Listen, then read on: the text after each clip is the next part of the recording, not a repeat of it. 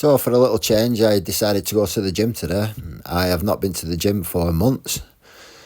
Much prefer training at home. I just thought because they have some 4-inch mats, I can go and do some pulling off the 4-inch mats, and I wanted to do some intervals on the treadmill. I really enjoy that kind of conditioning. Just doing intervals and some incline sprints, although I wouldn't really use the word sprint, fast runs. But I realised today why I just prefer so much more training at home. I mean, it's a great gym. It's my mate's gym. It's a fantastic gym. I was doing some personal training here last year.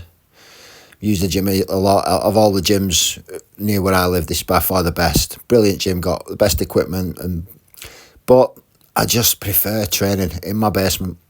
I would not swap my dingy little basement for any gym in the world. Really wouldn't.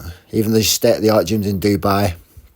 Nah, I like my squat rack, my basement, and it's just, I don't know what it is. Pulling off the 4-inch mats as well is, I feel stronger off the floor. It's weird. I don't feel I can get as much leg drive into pulling from the 4-inch mats. But I still managed to work up to a single at 220. Quite comfortable.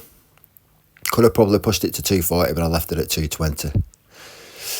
I don't know what it is about the gym. It's not that I don't like it. It's just I don't feel I can focus. I don't feel like I can train as intensely. I don't feel as comfortable for some reason.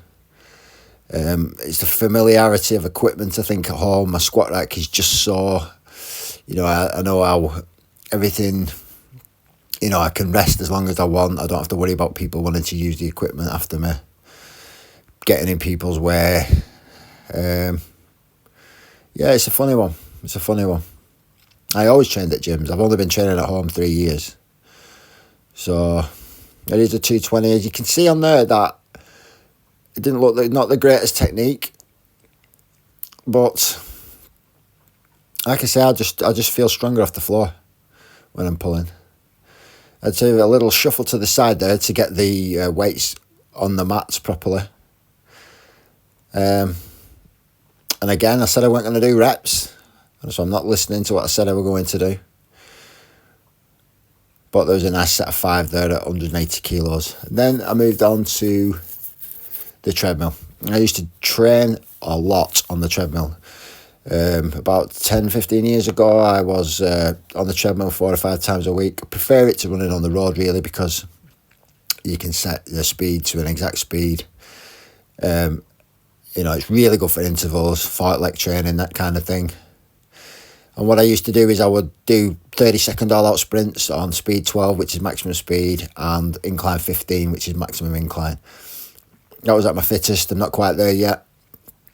But I did some running at speed 9, did a few minute bursts at speed 9, then a couple of minute bursts at speed 10, and worked up to speed 11, incline 5, and then my last one I put it up to the top incline 15, but I just went on speed 8, so it was just like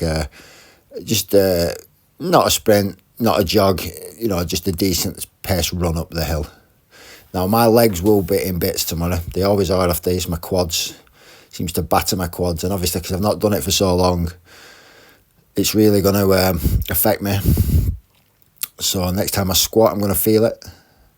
But it was good. I like that feeling after a bit of conditioning.